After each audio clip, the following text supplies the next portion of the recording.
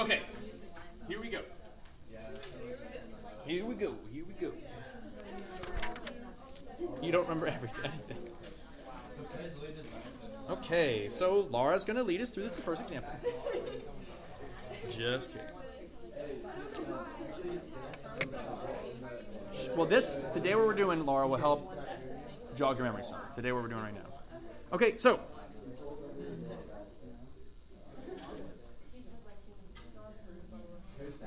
Unfreeze.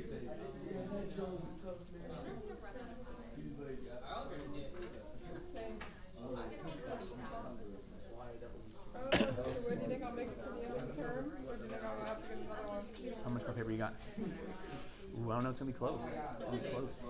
Start writing smaller, maybe. I don't want to go into another notebook. I'm only going to use like one portion of it. I understand. Okay. I'll see what I can do. Which is not much. Okay. So, solving trig equations, that's what we were doing here. All right. So let me just jump in with an example here. We already kind of did that in a very basic sense for the warm-up, but now we're going to look at something, we'll look at a few more different kinds of things.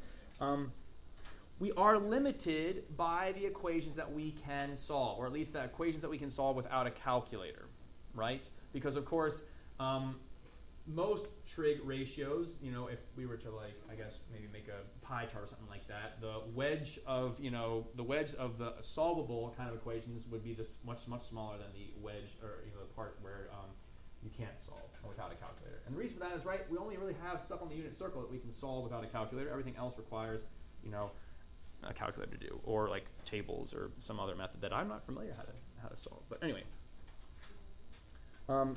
so all these are going to hopefully work out nicely, so we don't need a calculator. Okay. That being said, you could use a calculator too, of course. Okay. So here's our function, our equation, I should say: 2 sine x plus 1 equals 0. Okay. And let's specify here in the directions. Let's solve for x. Okay. And we'll say something like 0 less than or equal to x less than 2 pi. Okay. So in other words, our solutions, we're only going to give solutions between 0 and 2 pi, and we won't go outside that. Okay. We won't go outside that. Hopefully to make things a little bit easier for ourselves. Okay. So let's do this here. What would we do here to kind of start solving this equation? What do you think? How should we start out? Subtract 1 is right. Okay, we'll subtract 1 from both sides. Remember that 1 is not inside the sign. Okay, sine has a term. It's just the x that's inside there. That plus 1, if it were inside, you would have to put parentheses around the x plus 1 quantity there. Okay, so yeah, equals -1, and then of course we would divide both sides by 2, right? Isolate that sign. Okay, and now we get to a ratio here, right? We have sine of x equals -1/2. Okay, so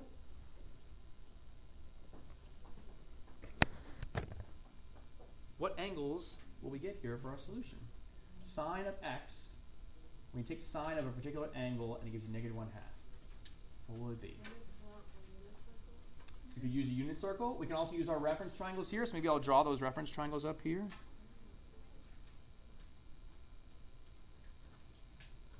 Okay, I'm not very good at drawing these, I feel like, but that's okay.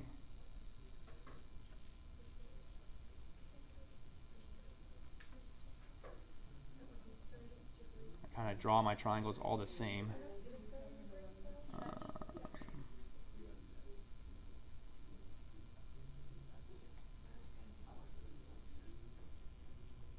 Okay.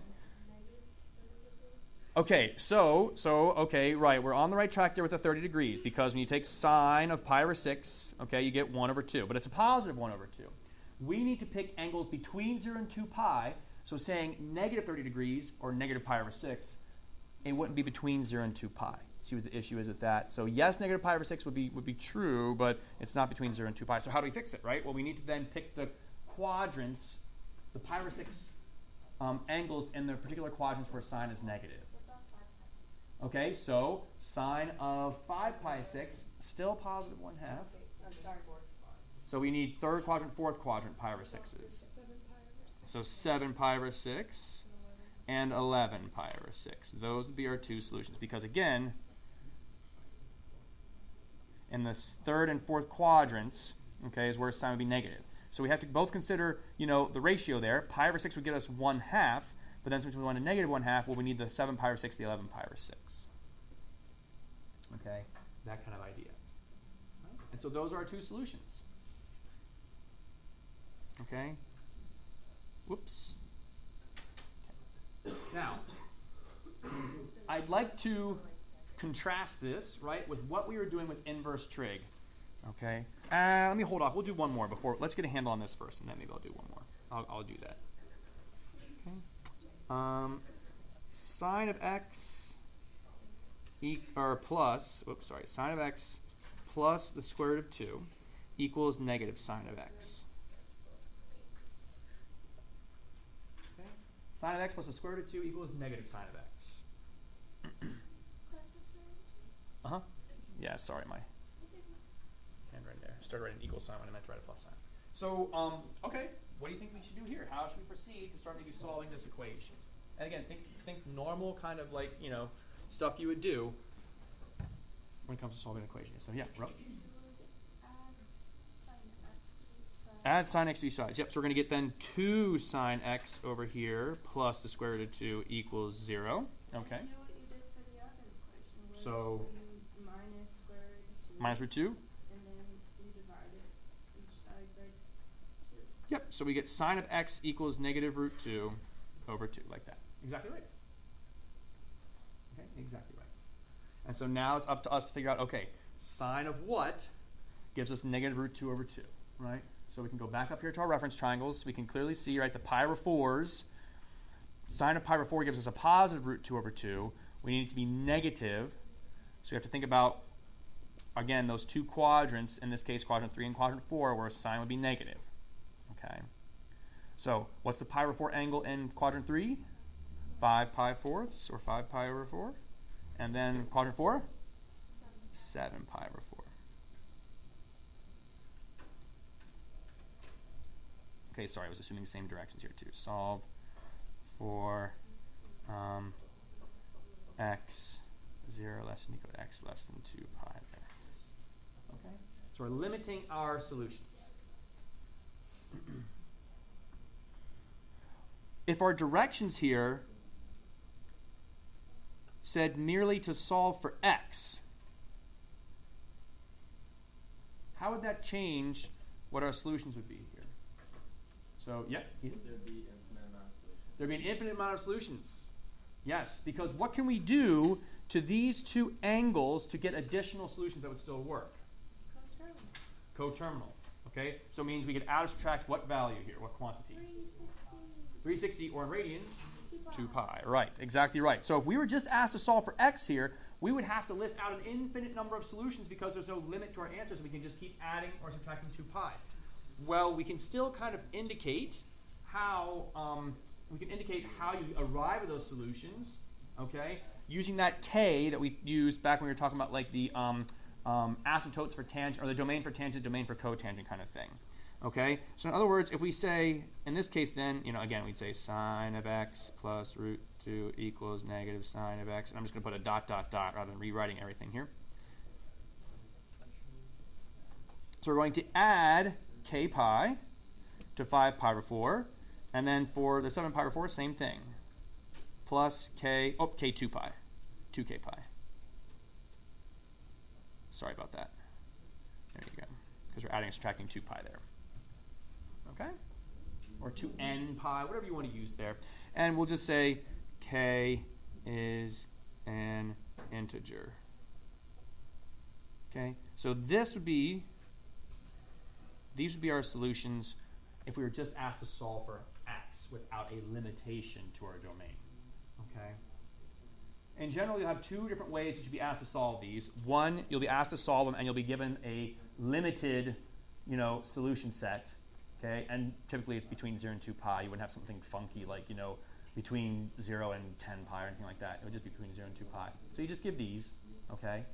But then for solving for x, where there's no limit, right, we still want to indicate that there's an infinite number of solutions like Ethan said. So we'll add 2k pi Okay, and we'll just say k is an integer. So we're adding integer multiples of 2 pi to get those coterminal angles like Ro was mentioning. So yes? So no matter what, when you're solving for x, you just add 2k pi to your regular answer? So great question. So the trig functions sine, cosine, and then obviously they're reciprocals, secant and cosecant because they're related. The periods for those two functions, or really 4 I guess you want to say, what are the periods? It's 2 pi in length, right? They repeat every 2 pi. Tangent and cotangent, do those repeat every 2 pi? Remember, they repeat every what? Pi. So if we were talking about solving for tangent or cotangent, you wouldn't add 2k pi, you would add k pi to the solutions. That's the only difference. And they repeat like that. Yes, sorry. Why isn't it plus or minus? Great question. Right, because you could subtract 2 pi's. Since we say k is an integer, though, remember integers are the set of numbers where it's positive whole numbers essentially, and then the negative versions of those two. So it covers all of our bases without having to do plus or minus. So you could do plus or minus and then say k is a whole number if you wanted to. But we cover our bases with just saying k is an integer. Gets the positives and negatives that way. Good thinking, though. Good question. All right. Questions on that? Anything else? Okay. So the same thing would be true up here, right? We take that 7 pi over 6, 11 pi over 6, and if we wanted to show the infinite solutions, we would say plus 2k pi or k is an integer for both of those. Okay. All right. So let's try another one here, and then maybe I'll also talk about how these kind of differ from our inverse trig a little bit.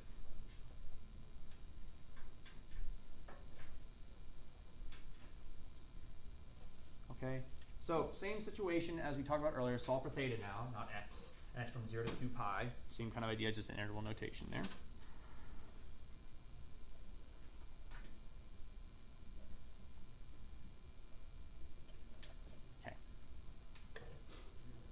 Okay. 3 tangent squared theta minus 1. Alrighty.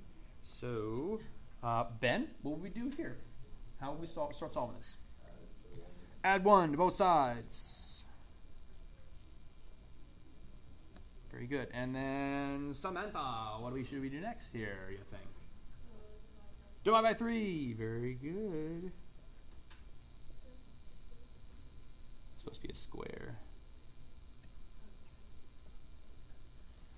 There we go. Okay. And then, Caitlin, how about now? What should we do?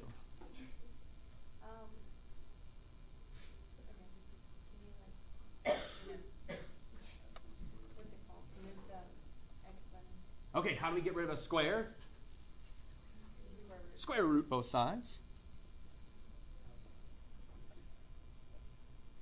And so we get tangent here, and let's see, the square root of 1/3. Well, the square root of 1 is going to be 1. That's easy, over root 3. So it's going to be 1 over the root 3. And then since we're in an equation setting, what should we also have in front of that 1 over root 3?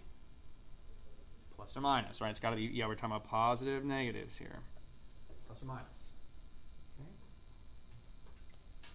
All right, so there's our ratio, right? We've isolated our trig function, and that's kind of like, you know, one of the typical things we do when we're solving an equation, right? You isolate the thing, the weird thing.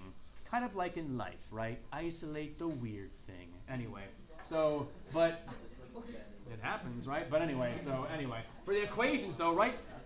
To solve a square root equation, you just get the square root by itself, right? To solve, an equation with a logarithm, you get the logarithm by itself, and then you use inverse, the exponential stuff like that. So anyway, tangent of theta equals plus or minus 1 over the square root of 3. So, what angles theta give us that ratio 1 over root 3? Let's go to our little helper triangles here. Pi over 6, right? If you look at pi over 6, tangent is opposite 1 over adjacent root 3, so 1 over root 3. Okay? Is pi over 6 going to be an answer here then? One of the answers, right? Because we are looking for where we have a positive 1 over root 3. So yes, pi over 6 is an answer. Okay, where else do we have a positive 1 over root 3?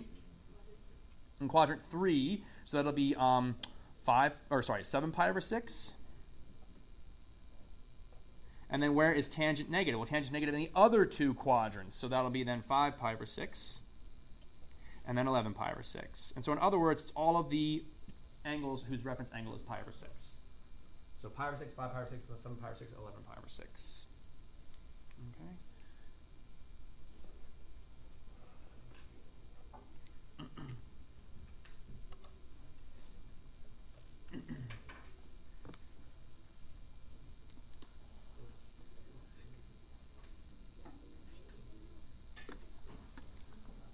Questions thus far? Ready to try one on your own? No.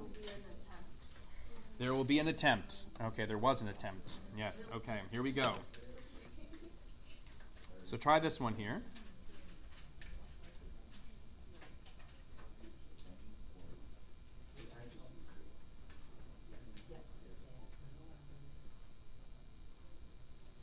Okay, negative 3 secant squared theta plus 3 equals negative 1. Okay. 4, and we'll solve for theta in 0 to 2 pi again. So we'll limit our solutions here.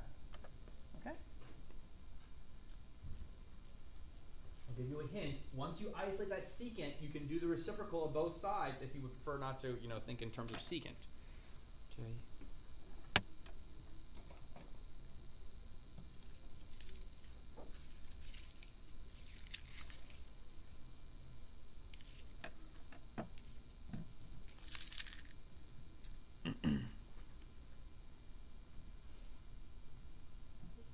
Question.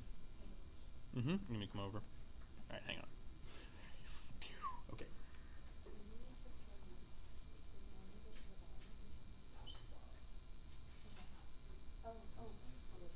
Right? Looking more familiar now? Square root of a quotient, the square root of a product is equal to the product or quotient of the square root. You can break it up, in other words.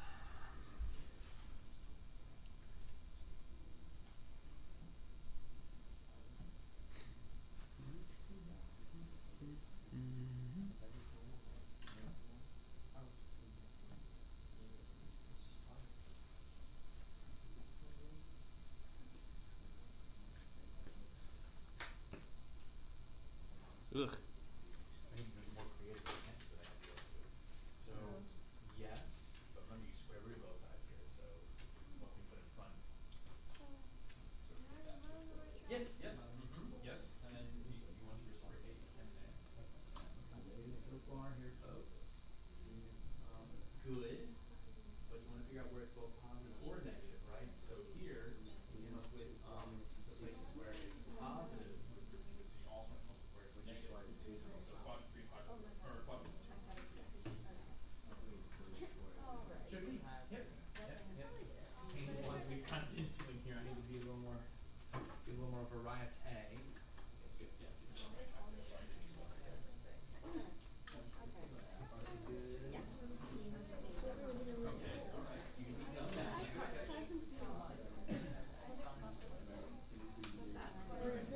Yes. Okay, good. So this is square root of 4 thirds. No, we didn't. We square 4 thirds. We break it up. It's square root of 2. Square 4 over this root. And 2 over.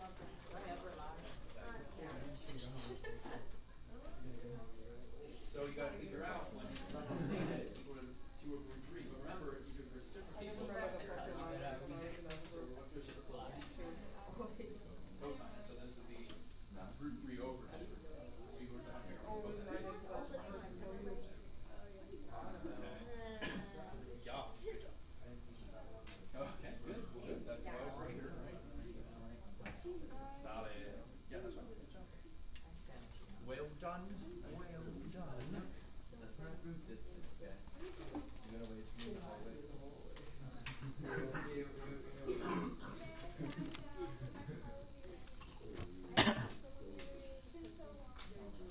No bad.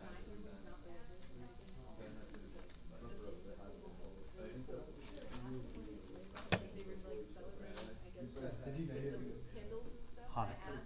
First night of Hanukkah was last night.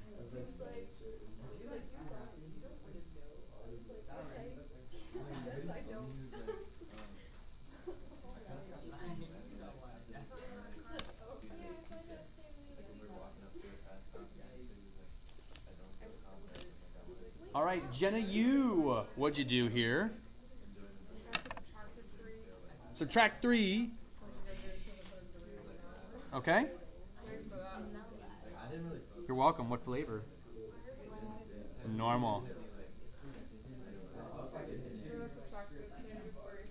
Ooh, divide, you mean.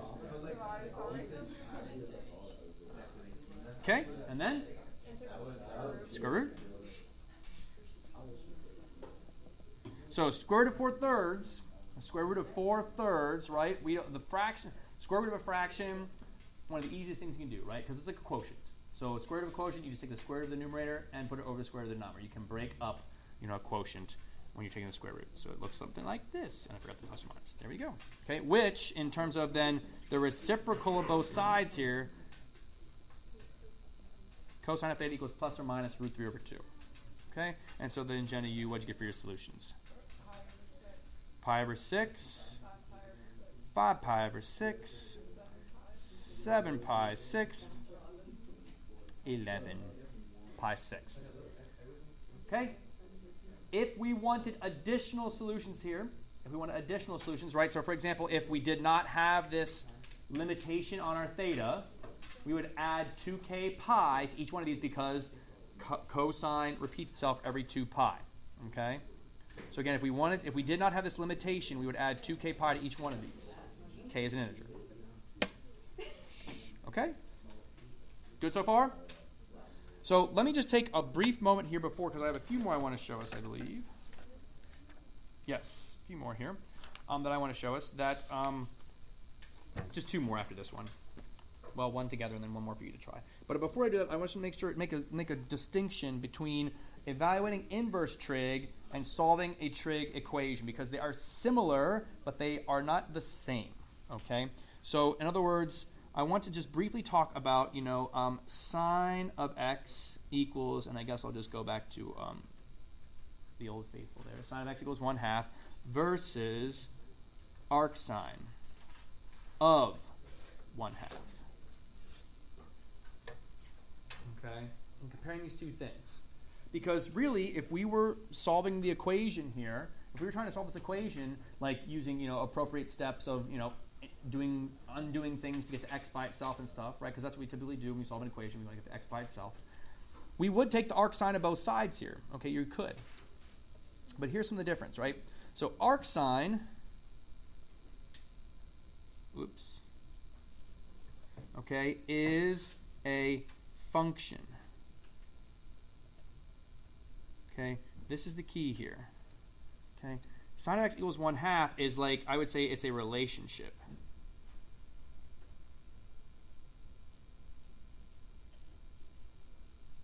Or slash, maybe like, you could also just, obviously it's an equation, but. Okay.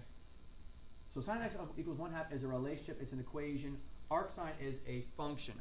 Functions, okay,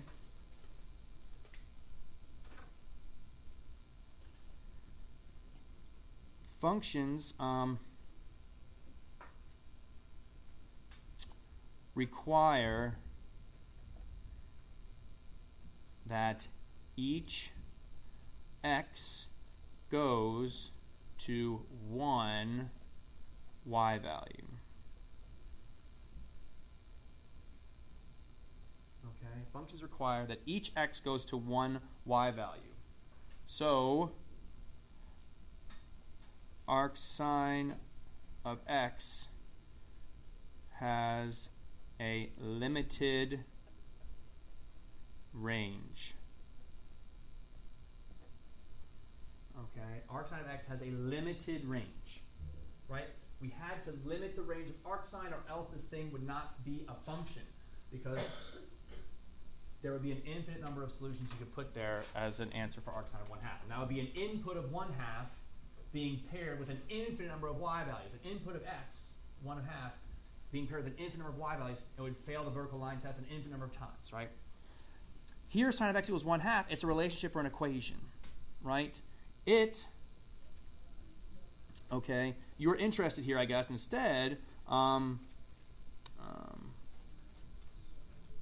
we seek all values of x that solve the equation.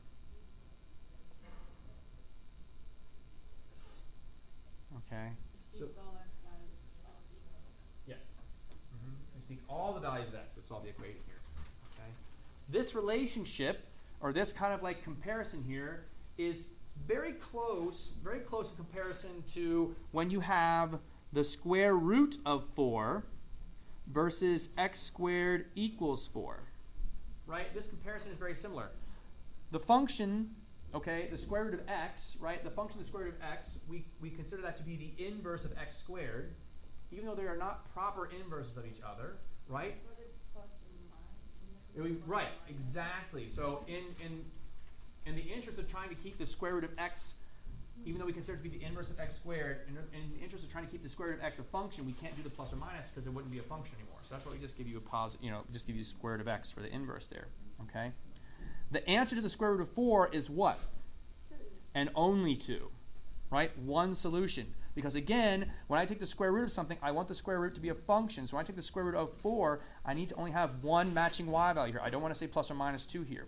Here, though, in this situation, right, where you have x squared equals 4, we're not interested in just one solution. We're not interested in a function here. We're just trying to find what values of x make this equation true, right? And so in this case, in this case, we get plus or minus 2, right? So x equals square root of 4 versus x equals plus or minus 2. Yeah, you can write that there. I mean, yes, it's the same kind of thing. Because, I mean, in this sense, we're just evaluating that, too. There was no x equals arc sine there. I see what you're saying, but yeah. Okay. My point, though, is it's a similar relationship to why x squared equals 4 gives us both plus and minus 2, and then square root of 4 only gives us 2. Square root of x, to which we plug in the 4, right? Into which we plug in the 4. Square root of x is a function. We define it as a function, even though it's really considered the inverse of x squared, right? But it doesn't have a plus or minus there. So we just give the 2. And then for x squared equals 4, we're interested in all solutions, so that's why it's okay there to put in the plus or minus 2. This is a relationship where we're trying to find all the possible values. This is the thing we're trying to keep to be a function, and so we only give that positive 2 there as an answer. Okay, so just a small distinction there, but then hopefully bring it back to talk about the sine, arc sine there. Alrighty, hopefully that didn't confuse things more. But I can remember that being a confusing distinction when I was a student. So, anyway. Any questions on that? You just want to sit and mellow on it some? Gotcha. All right, marinate on it some, I mean. All right, here we go.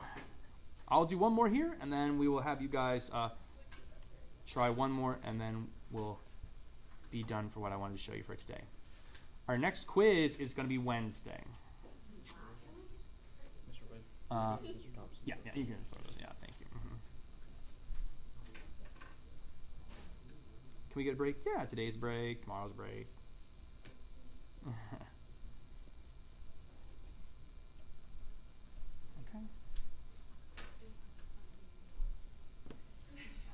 So this one's a little more complex. We have cosine and sine mixed in here.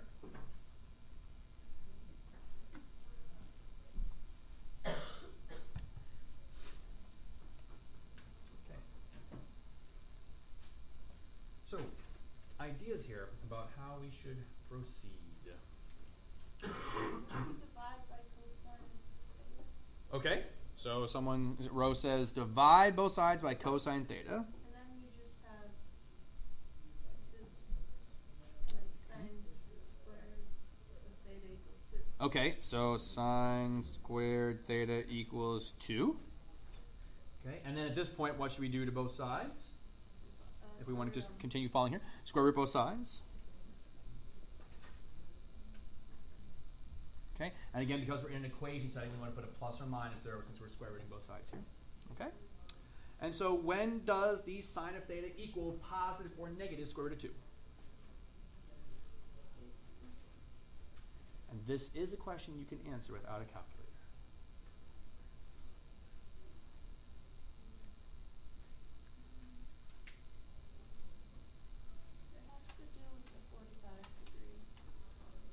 Okay, because you see the square root of 2, it has to do with the 45-degree one. All right.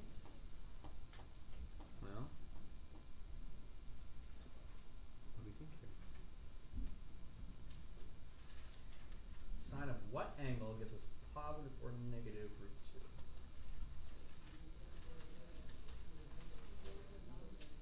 What's that? The answer is none. Impossible. Impossible. Because the problem is, while yes, we've got a root 2 up there.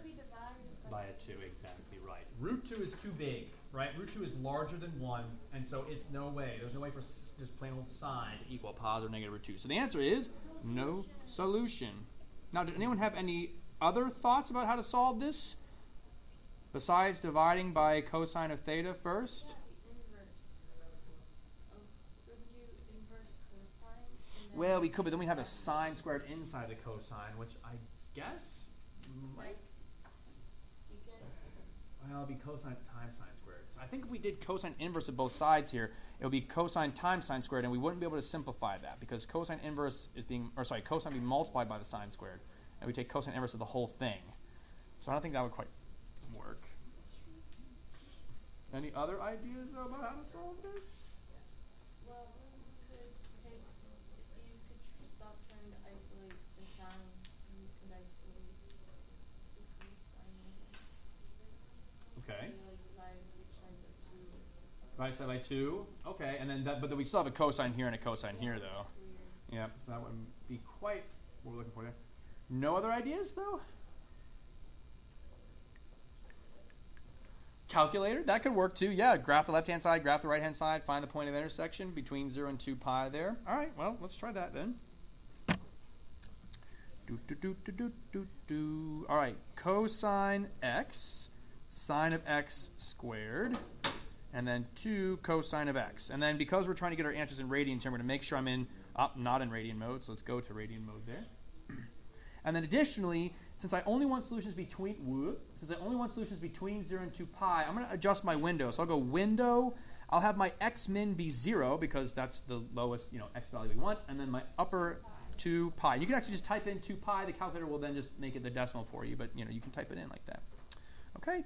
We don't need to worry about our y min or y max being, we could make it negative 1 to 1 if we wanted to, but that's good enough. So I'll graph it. All right. So there's the left-hand side of our equation. It is wiggly. Yeah, it's kind of interesting. And there's the right-hand side of our equation. Now, our conclusion that we drew here was that there was no solution. Does our graph support that answer? No. No, it does not. In fact, how many solutions does it look like we have here? Infinite. Well, between 0 and 2 pi. Oh, between 2. We have 2. Right there. Yep, we have 2. Okay, right there. Uh-oh. What happened? It looks like a face. Like a penguin face. Okay. But more importantly, although, I guess that is kind of important too, right? But however you enjoy entertaining yourself. Where happened to our solutions? And how do we find them? Because we lost them somewhere.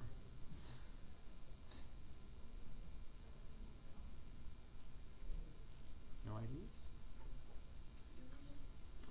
So we divided both sides by cosine theta here, okay?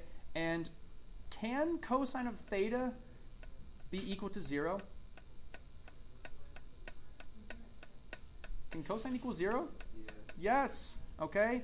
Remember, this is like back when we would do stuff like, like x squared equals x, like this, right?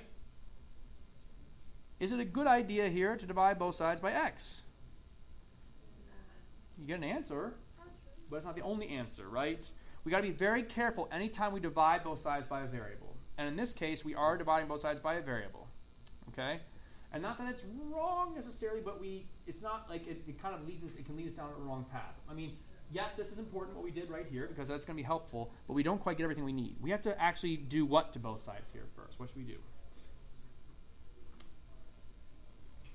What should we have done here? If we square root, we would then just have square root of x. What should we have done to both sides here to solve this?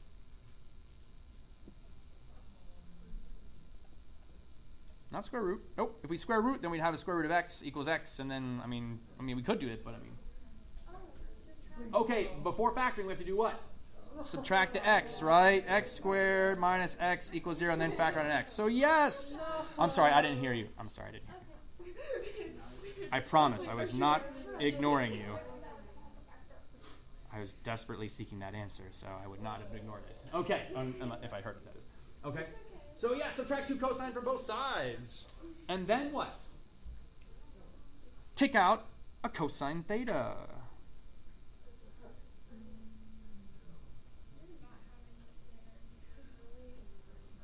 Okay, GCF there, right? GCF, both have a cosine. And now we have zero product property. Two things multiplying to give us 0. So that means either cosine theta is 0 or sine squared theta minus 2 equals 0. Now we already know where sine squared theta minus 2 leads us to. That means that leads us to no solution. So that was helpful, right? It was not unimportant. But now, aha. What's that? What's that? Like what we did right here? No, like what you just did right there, you did it really fast. Why I did dot, dot, dot? No, like the whole thing. Yeah. The whole factor. Subtract 2 cosine theta from both sides, right, to get it equal to 0. You can see you have a GCF. They have two terms. Cosine theta sine squared theta minus 2 cosine theta. So term 2, term 1 there. They both have a cosine, right? So sine squared theta x, like times x, minus 2x. right, it's similar to that. Yes, they both have a common term of cosine, so factor the cosine theta out. That leaves you behind with then the sine squared theta minus 2, right? If you were to redistribute that cosine, it would get you right back to this. And then since we have two things that multiply to give us 0, that means one of those two things is going to be 0. So 0 product property. Okay? We're just factoring with trig in it now. Okay? And so then cosine theta equals 0. When does cosine theta equal 0? When theta is... Theta is what? Oh, no. pi over 2, 3 pi over 2. So those are solutions. Okay? And in fact, we go... Yep, exactly right. If we go back and do my value there, pi divided by 2, voila, there is the intersection point, and value 3 pi over 2, voila, that's where they intersect, right there. Okay, you can see the intersection points. All right, let's have you try one, and then we'll be done. Secant squared theta tangent squared theta minus secant squared theta equals 0. Yeah, what is your problem? Did we do something? No problem. Oh, please slide it. It's easy. Is there an unresolved? It's easy. Just do it. It's easy. It's easy. It's easy. What is going on? I doubt I'm that. sensitive.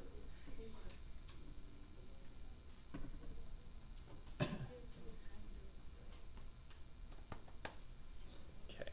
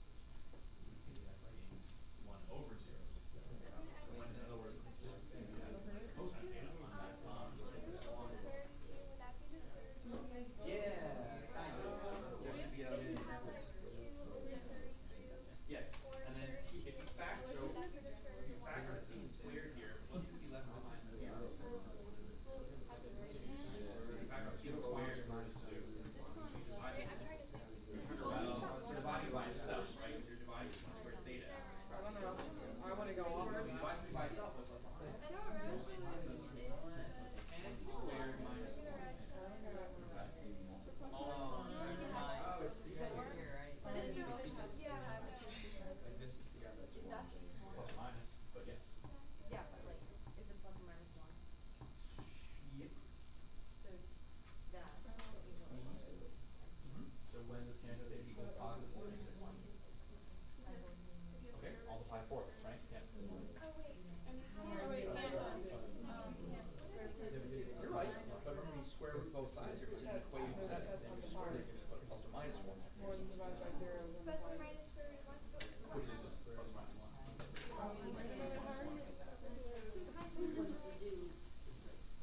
Yeah. Yes. Yeah. Now figure out when this theta, you take the tangent of it and give you positive 4 or negative 1.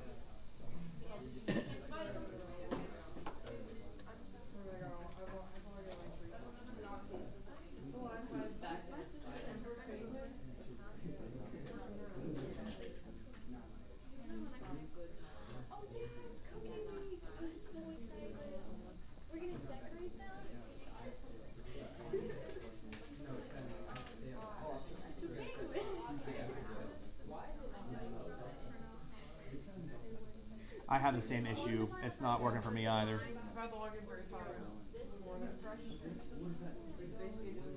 so fun stuff in your class.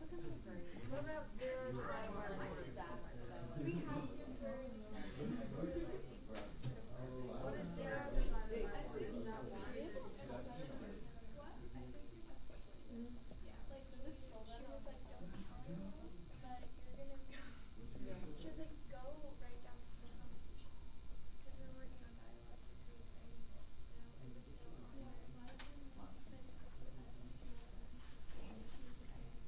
I know I still need more time. All right, boom. There are your solutions then. Okay?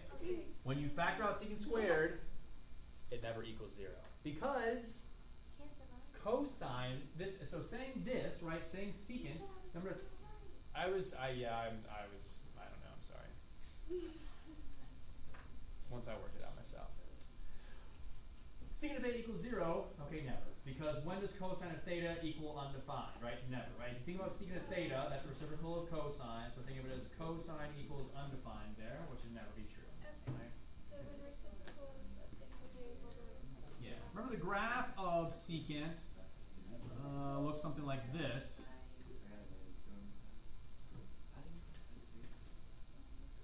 Right? It's never going to be equal to 0. It never crosses the x-axis. How did you get the tangent one then? Plus or minus 1. Well, you can use your reference triangles. Tangent of pi over 4 is root 2 over root 2, which is 1. So. Okay.